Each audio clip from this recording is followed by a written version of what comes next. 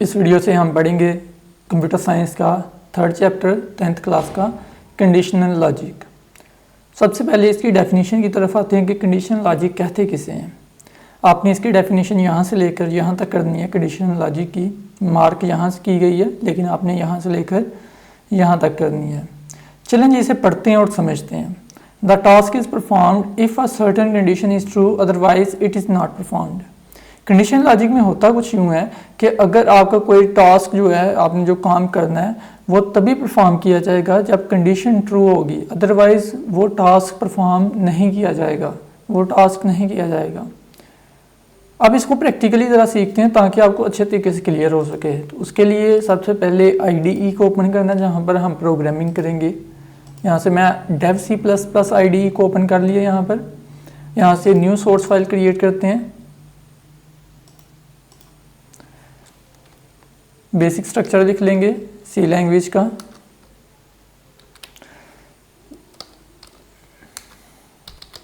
I hope कि आपको ये C लैंग्वेज के प्रोग्राम का बेसिक स्ट्रक्चर क्लियर होगा, क्योंकि हम पहले भी वीडियोस में ये कवर कर चुके हैं कि सबसे पहले हेडर फाइल देते हैं, फिर मेन फंक्शन के बाद मेन फंक्शन की बॉडी देते हैं जो कि कर्ली ब्रेसिस में होती है इस तरह से। ये लें जी, हमारे पास ये बेसिक C लैंग्वेज के प्रोग्राम का स्ट्रक्चर आ चुका है। इसको मैं कॉपी कर लेता हूँ। आपको पहले भी वीडियोस में बताया था कि एक क्लास में पास रखें ताकि अगर नेक्स्ट बार बार प्रोग्राम करना पड़े तो इसी को हम बार बार यूज़ कर लें। अगर ना भी करें तो कोई मसला नहीं, इसको दोबारा से फिर टाइप करना पड़ेगा आपको। चलें, जब यहाँ पर मैं पेस्ट करता हूँ, इसको मैं सेव कर लेता हूँ। यहाँ से भी कर सकते हैं, यहाँ से फाइल पर क्लिक करके सेव पर क्लिक करने से भी कर सकते हैं। यहाँ पर फाइल का नाम लिखें, कुछ भी आप लिख सकते हैं। यहाँ पर मैं 15 नहीं बल्कि 16 लिख देता हूँ। 16 भी नहीं, 17 हो गया, 18.c program.18.c के नाम से मैंने ये फ़ाइल को सेव करने लगा हूँ। ये लें जी, सेव हो चुकी है फ़ाइल। अब यहाँ पर आते हैं। यहाँ पर लेट्स से मैं एक वेरिएबल लेता हूँ मार्क्स नाम का, जिसकी डाटा टाइप है इंट, और मार्क्स में मैं वैल्यू स्टोर करवा देता हूँ। इधर ही मैं स्टोर करवा देता हूँ। यहाँ पर स्टोर करवा देते हैं लेट्स से 23। अब यहाँ पर मैं कंडीशन यूज़ करूँगा इफ़ जो है ना, ये सिलेक्शन स्टेटमेंट आप कह सकते हैं। इसके ज़रिए हम सिलेक्शन कर सकते हैं। वो कैसे कि ये जो ब्रैकेट्स हैं, ये वाली, ये रेड कलर में जो आपको दिखाई दे रही हैं, इन ब्रैकेट्स के अंदर जो भी लिखेंगे वो कंडीशन होगी। लेट्स से यहाँ पर मैं कहता हूँ कि वेरिएबल जो मार्क्स है, अगर वो ग्रेटर देन या इक्वल हो 33 के, देन आपने ये वाला ब्लॉक एग्जीक्यूट करना है, इसके अंदर जो भी लिखा होगा, अदरवाइज इसे छोड़ देना है। यहाँ पर मैं प्रिंट एफ के ज़रिए एक आउटपुट में मैसेज शो करवा देता हूँ, पास,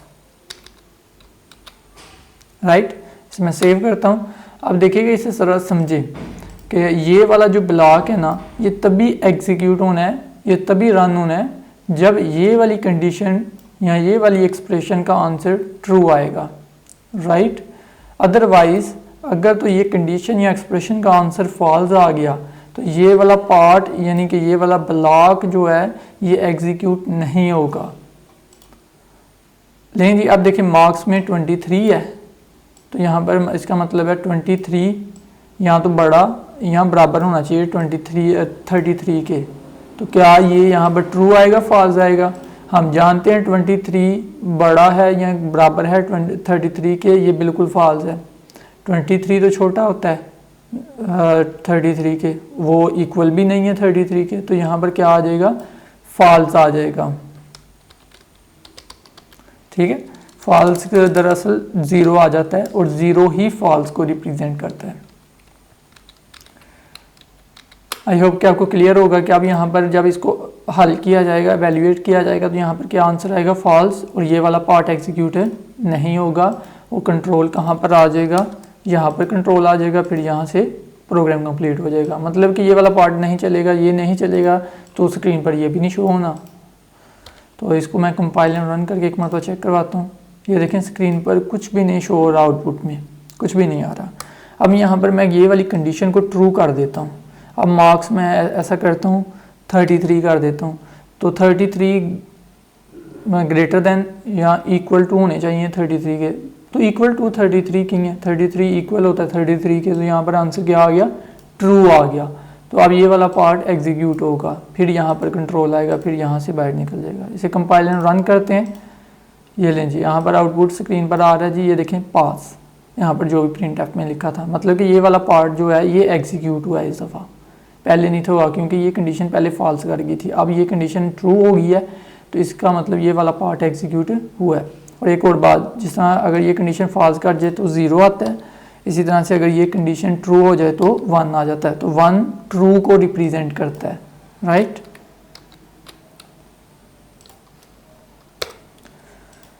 इसी देखें ना, अब ये वाला टास्क परफॉर्म किया जा रहा है अगर ये वाली कंडीशन ट्रू हो तो, अदरवाइज ये वाला टास्क परफॉर्म नहीं किया जा रहा। इसी तरह से हम कहते हैं जी कि अगर ये वाली कंडीशन ट्रू ना हो तो ये वाला पार्ट ना चले, तो इसके अलावा दूसरा पार्ट चलना चाहिए।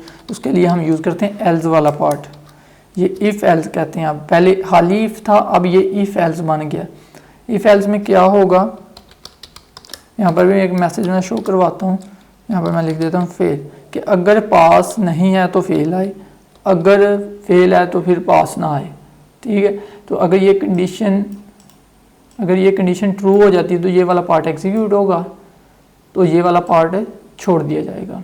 अगर ये वाली कंडीशन फॉल्स हो जाती है तो ये वाला पार्ट एग्जीक्यूट नहीं होगा और फिर ये वाला पार्ट एग्जीक्यूट होगा।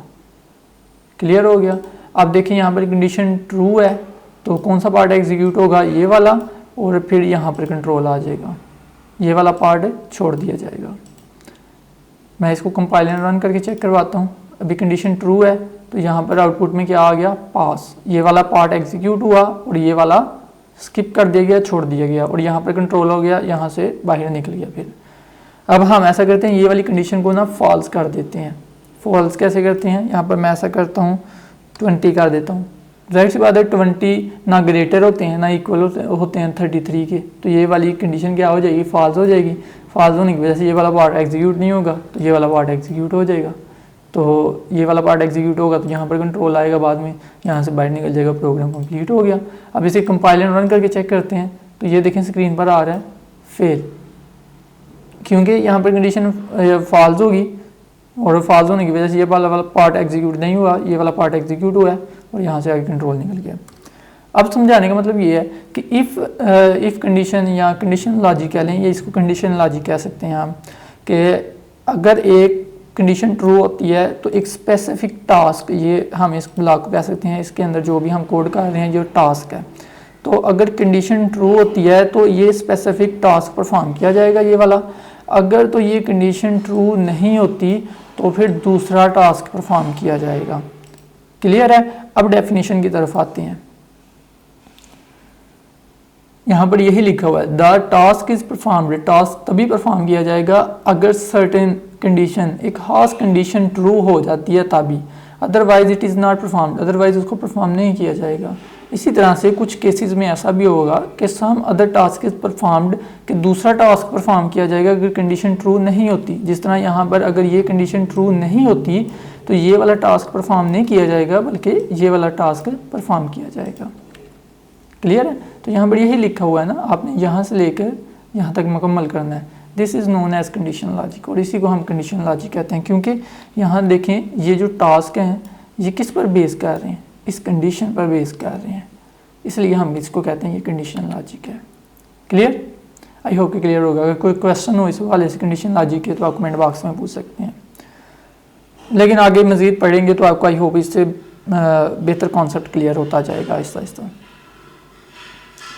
आगे बढ़ते हैं जी, कंट्रोल स्टेटमेंट। अब ये कंट्रोल स्टेटमेंट क्या होती है, देखें जी, a statement used to control the flow of execution in program is called control statement. कि एक ऐसी स्टेटमेंट जो प्रोग्राम में एग्जीक्यूशन के फ्लो को कंट्रोल करती है, उस स्टेटमेंट को हम कंट्रोल स्टेटमेंट कहते हैं। मिसाल के तौर पर, for example, sometimes one set of statements is executed if the condition is true. अगर एक कंडीशन ट्रू होगी तो तभी ही कोई एक स्टेटमेंट या सेट ऑफ स्टेटमेंट एग्जीक्यूट होंगी। The other set of statement is executed when the condition is false. वही बात कर रहा है कि अगर देखें, अब अगर ये इस स्टेटमेंट में ये जो अगर कंडीशन है, अगर इसका आंसर क्या आ जाता है, ट्रू आ जाता है, तभी ये वाले स्टेटमेंट या सेट ऑफ स्टेटमेंट्स एग्जीक्यूट होंगी। यहाँ पर सिर्फ एक स्टेटमेंट है तो हम यहाँ पर कहेंगे कि ये स्टेटमेंट एग्जीक्यूट होगी, अदरवाइज दूसरी सेट ऑफ स्टेटमेंट या खाली स्टेटमेंट, जैसा यहाँ पर एक ही खाली स्टेटमेंट है तो ये स्टेटमेंट एग्जीक्यूट होगी, राइट। यही चीज़ बताई गई है। अब यहाँ पर कौन सी स्टेटमेंट है जो एग्जीक्यूशन के फ्लो को कंट्रोल कर रही है, वो ये वाली स्टेटमेंट है, और इस स्टेटमेंट में ये कंडीशन एक्चुअल फ्लो को कंट्रोल कर रहा है। तो ये वाली जो स्टेटमेंट है इसको हम कहेंगे कि ये क्या है, यहाँ पर कंट्रोल स्टेटमेंट है, जिससे हमें ये पता चलता है कि कौन सी स्टेटमेंट या ब्लॉक ऑफ स्टेटमेंट। यहाँ पर अगर एक से ज़्यादा स्टेटमेंट कर लें तो हम कहेंगे सेट ऑफ स्टेटमेंट्स। यहाँ पर एक स्टेटमेंट है तो हम कहेंगे ये स्टेटमेंट है, सिंपल। तो यहाँ पर स्टेटमेंट या सेट ऑफ स्टेटमेंट तब एग्जीक्यूट होंगी अगर इस स्टेटमेंट में आंसर जो कंडीशन का है वो ट्रू आ जाए। तो यहाँ पर ये जो स्टेटमेंट होगी इसको हम कहेंगे कि ये कंट्रोल स्टेटमेंट है, क्योंकि यही आगे से क्या कर रही है, प्रोग्राम के एग्जीक्यूशन के फ्लो को कंट्रोल कर रही है कि ये वाला यहाँ पर फ्लो आएगा कंट्रोल का, यहाँ पर फ्लो आएगा कंट्रोल का।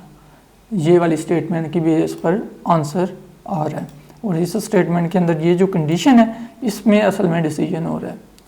क्लियर है। यहाँ पर एग्जांपल भी कीजिएगा लाजमी। ये डेफिनेशन है उसकी।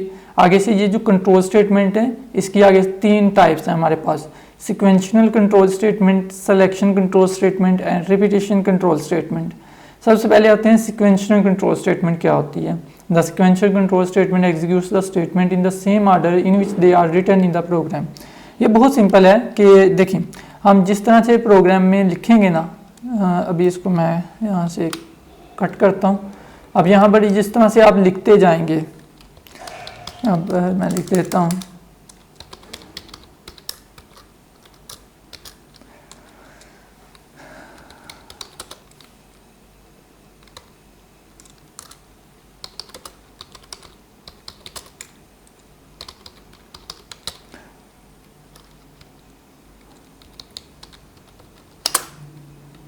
यहाँ पर मैंने लिख दिया this is a testing program. इसी तरह से नीचे एक और स्टेटमेंट लिख दें, इसी तरह से एक और स्टेटमेंट लिख दें। इस तरह लिखते जाएंगे ना तो 1 बाय 1 एक स्टेटमेंट क्या होती जाएंगी, एग्जीक्यूट होती जाएंगी। जिस तरह से तरतीब है उसी तरतीब से उसी आर्डर से स्टेटमेंट्स एग्जीक्यूट होती जाएंगी। यहाँ पर एक और स्टेटमेंट लिखें तो पहले ये एग्जीक्यूट होगी, फिर ये एग्जीक्यूट होगी, फिर ये, इसी तरह से एक और स्टेटमेंट लिखेंगे, फिर वो स्टेटमेंट एग्जीक्यूट होगी। मतलब कि 1 बाय 1 एक स्टेटमेंट एग्जीक्यूट हो रही है जिस तरह लिखी हुई है। इसी को हम कहते हैं सिक्वेंशियल कंट्रोल स्टेटमेंट। यही तो लिखा हुआ है इधर, the sequential control statement executes the statements in the same order in which they are written in the program. कि प्रोग्राम में जिस ऑर्डर में स्टेटमेंट्स लिखी होती हैं उसी ऑर्डर में चलती हैं, एग्जीक्यूट होती हैं। ये डिफ़ॉल्ट कंट्रोल स्ट्रक्चर होता है सी लैंग्वेज का। बस इधर तक भी कर लें काफ़ी है। Selection control statement, selection control statement, the selection control statement executes a statement or set of statements based on a condition।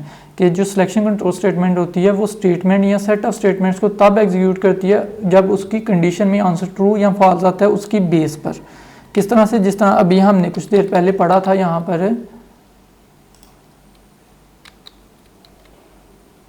पर इसको मैं रेज करता हूँ।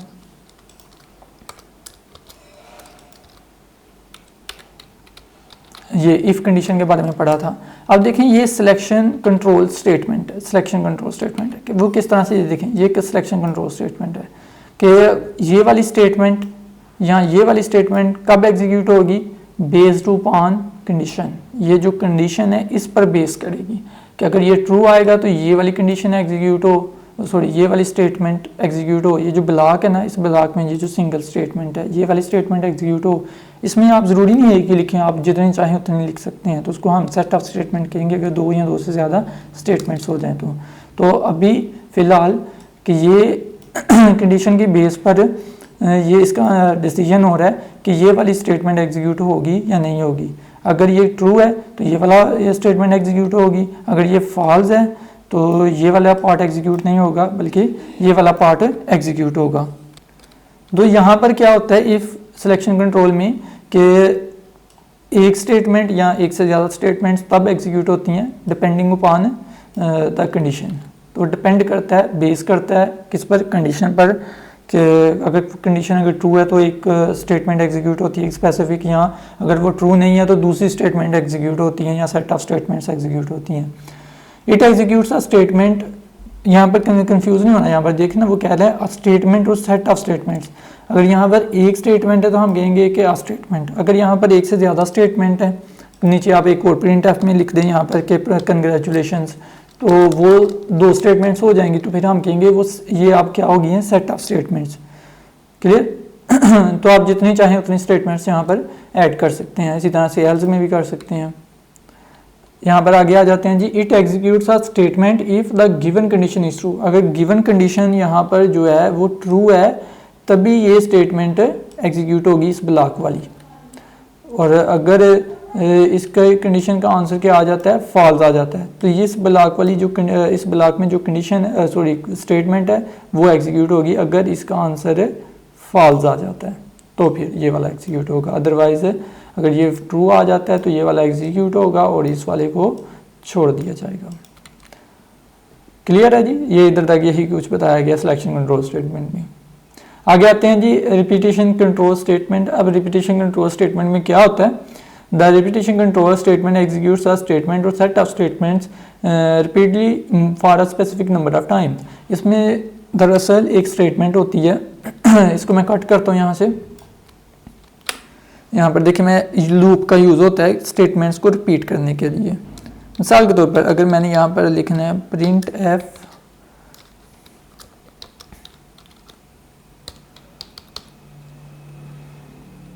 वेलकम, वेलकम के बाद न्यू लाइन आ जाए, मैं यहाँ पर एस्केप सीक्वेंस पे डाल देता हूँ। अब मैं चाहता हूँ जी कि स्क्रीन पर ये जो मैसेज आ रहा है सिंगल एक मरतबा आएगा, देखें एक मरतबा है ना वेलकम और न्यू लाइन आ गई यहाँ पर, तो मैं चाहता हूँ ये वेलकम कितनी मरतबा आए, 100 टाइम्स आए। चलें जी अभी पहले करते हैं जी 10 टाइम्स आए, 10 मरतबा आए। तो उसके लिए मुझे क्या करना पड़ेगा कि इसको मुझे कॉपी करके 10 मरतबा लिखना पड़ेगा, 2 3 4 5 6 7 8 9 और 10। अब 10 मरतबा स्क्रीन पर आएगा, देखिएगा मैं इसे कंपाइलर रन करता हूँ, वेलकम 10 मरतबा आ रहा है और एंड पर न्यू लाइन भी आती जा रही है, ये देखें ठीक हो गया। तो सॉरी यहाँ पर एक न्यू लाइन आ गई, बल्कि जैसे ये वेलकम आ रहा है उसके बाद न्यू लाइन पर यहाँ पर आ जा रहा है, तो एंड पर भी एक न्यू लाइन है, जाहिर सी बात है इधर भी आ रही है न्यू लाइन। अब फ़र्ज़ करें मैंने ये 10,000 मरतबा लिखना है वेलकम, तो मुझे ये 10,000 मरतबा ये लिखना पड़ेगा इस तरह से करके, तो वो थक जाएंगे ना।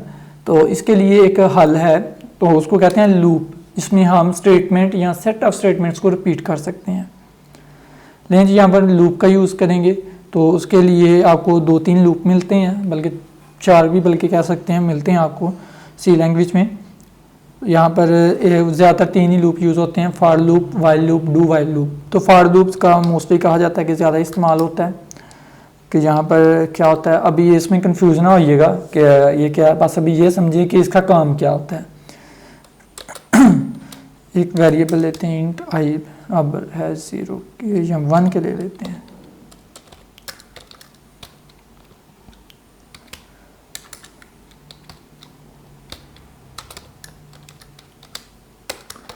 ये लूप के बारे में अगले चैप्टर्स में से किसी चैप्टर में पढ़ेंगे इंशाल्लाह। यहाँ पर अब देखिएगा एक मैं स्टेटमेंट लिखता हूँ, अब देखिए क्या होगा। मज़े की बात यह है कि ये रिपीट होंगे। अब यहाँ पर मैं लिखता हूँ वेलकम, कुछ भी लिख सकते हैं आप अपनी मर्ज़ी से।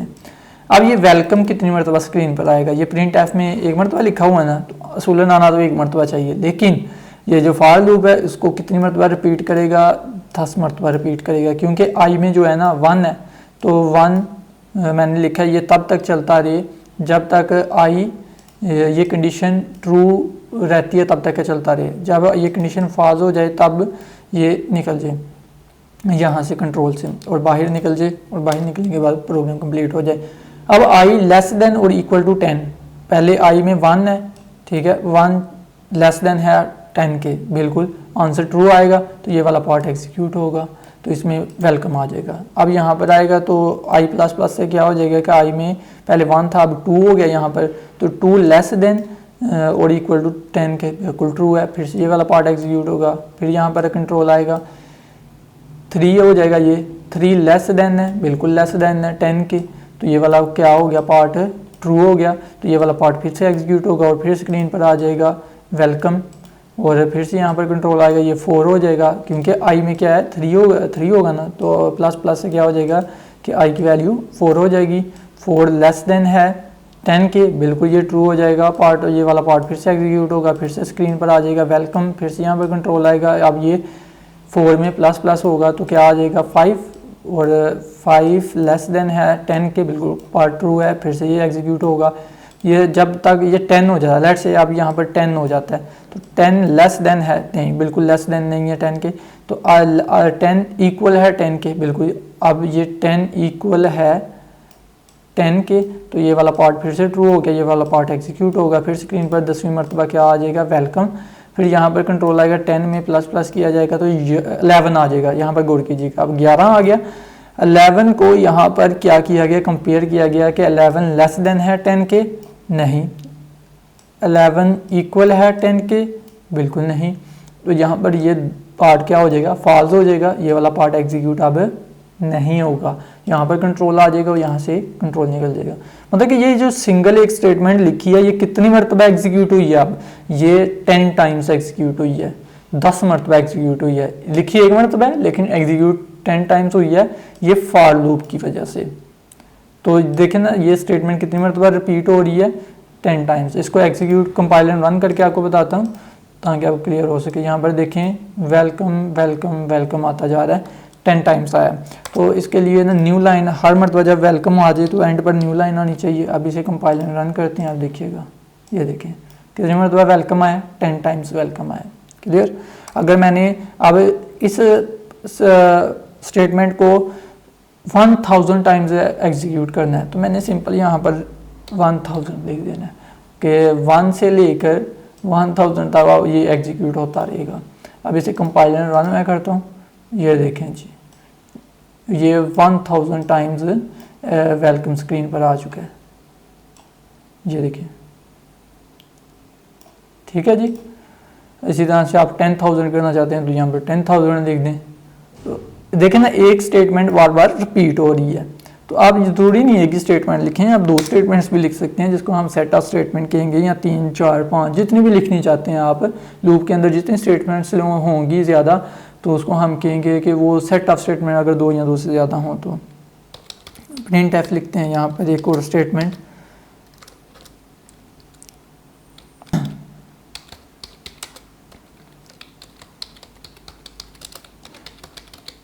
Tenth computer science.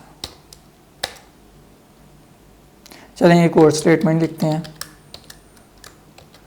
यहाँ पर लिखते हैं चैप्टर 3, एंड पर न्यू लाइन भी डालते जाते हैं ना, ताकि न्यू लाइन पर आता जाइए।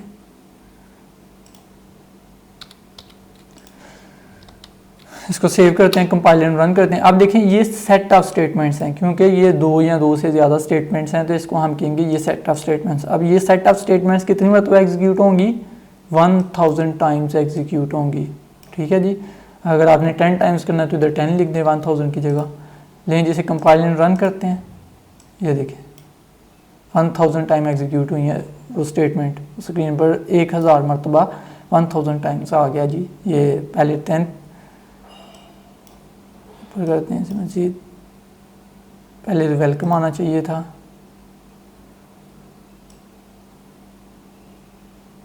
वैसे वेलकम ही आई थिंक आ रहा है, वो शायद ऊपर है, नज़र ही नहीं आ रहा। 10th कंप्यूटर साइंस आ रहा है, फिर उसके बाद आ रहा है चैप्टर 3 वेलकम, फिर से आ रहा है न्यू लाइन पर। अब यहाँ पर देख सकते हैं कि वैसे तो आ ही रहा है वेलकम वगैरह साथ में, welcome 10th computer science chapter 3, फिर से welcome 10th computer science chapter 3, आप देख ही सकते हैं। आप अगर आपने इसको 5 टाइम्स रिपीट करना है तो हम 5 लिख देंगे। इसको सेव करते हैं, कंपाइल एंड रन करते हैं इसे। लें जी, पहले क्या आया वेलकम ऊपर, फिर 10th कंप्यूटर साइंस आया, फिर उसके बाद चैप्टर 3, फिर से यहाँ पर कंट्रोल दोबारा से चेक की जाए कंडीशन, फिर से ये ट्रू हो रहा है तो ये वाला पार्ट एग्जीक्यूट होगा, फिर से वेलकम आ गया, ये इस तरह से चल रहा है। क्लियर है? मतलब कि ये रिपीटिशंस को हम कर सकते हैं कंट्रोल सी लैंग्वेज में using the loops. For loop का मैंने यूज़ किया, वाइल लूप भी होता है, डू वाइल लूप भी होता है। लेकिन आपको यहाँ पे बताने का मकसद ये है कि रिपीटिशन कंट्रोल स्टेटमेंट क्या होता है कि इसमें हम रिपीटिशन कंट्रोल स्टेटमेंट में एग्जीक्यूट कर सकते हैं किसी एक स्टेटमेंट को या सेट ऑफ स्टेटमेंट्स को repeatedly for a specific number of times, जितने टाइम के लिए हम चाहें कि कितनी मरतबा वो एग्जीक्यूट हों वो स्टेटमेंट्स, तो वो उसको हम कंट्रोल कर सकते हैं using the repetition control statement, कि वो कितनी मरतबा एग्जीक्यूट होंगी स्टेटमेंट्स या सेट ऑफ स्टेटमेंट्स। क्लियर है? आई होप आपको समझ आ गई होगी कि इसके ज़रिए हम सिंगल स्टेटमेंट या सेट ऑफ स्टेटमेंट्स को एग्जीक्यूट कर सकते हैं नंबर ऑफ टाइम्स के लिए using the repetition control statement, जिसमें आ जाते हैं loops, for loop, while loop, do while loop. I hope कि आपको क्लियर होगा कि कंडीशन लॉजिक किसे कहते हैं। कंडीशन लॉजिक में आगे से हमने कंट्रोल स्टेटमेंट के बारे में पढ़ा, ये भी क्लियर होगा। उसकी टाइप्स पढ़ी हैं हमने। सिक्वेंशियल कंट्रोल स्टेटमेंट जो बाय डिफ़ॉल्ट होता है, इसमें जिस ऑर्डर में स्टेटमेंट्स लिखी जाती हैं उसी ऑर्डर में एग्जीक्यूट होती हैं। सिलेक्शन में क्या होता है कि इसमें एक कंडीशन की बेस पर फैसला किया जाता है, डिसाइड किया जाता है कि कौन सी स्टेटमेंट या सेट ऑफ स्टेटमेंट्स एग्जीक्यूट होंगी और कौन सी नहीं। रिपीटिशन में जो स्टेटमेंट है या सेट ऑफ स्टेटमेंट्स हैं वो एग्जीक्यूट होती हैं for a specific number of times के लिए होती हैं। आई होप कि ये क्लियर होगा। अब नेक्स्ट वीडियो में इंशाल्लाह हम पढ़ेंगे सिलेक्शन स्टेटमेंट के बारे में एंड सो ऑन, आगे देखेंगे जो कवर होगा इंशाल्लाह उस वीडियो में। जितना अभी तक पढ़ा है इस वीडियो में, अगर आपका कोई सवाल हो तो आप कमेंट बॉक्स के ज़रिए पूछ सकते हैं। आई होप कि आपको क्लियर होगा। इस वीडियो को अपने दोस्तों के साथ शेयर करें ताकि उनकी भी मदद हो सके, और इल्म की जुस्तजू यूट्यूब चैनल को लाजमी सब्सक्राइब करें और बेल आइकन पर भी साथ में क्लिक करें ताकि नेक्स्ट जो वीडियोज़ आएँ उसका नोटिफिकेशन कम से कम आप तक पहुँच जाए। टेक केयर, अल्लाह हाफिज़।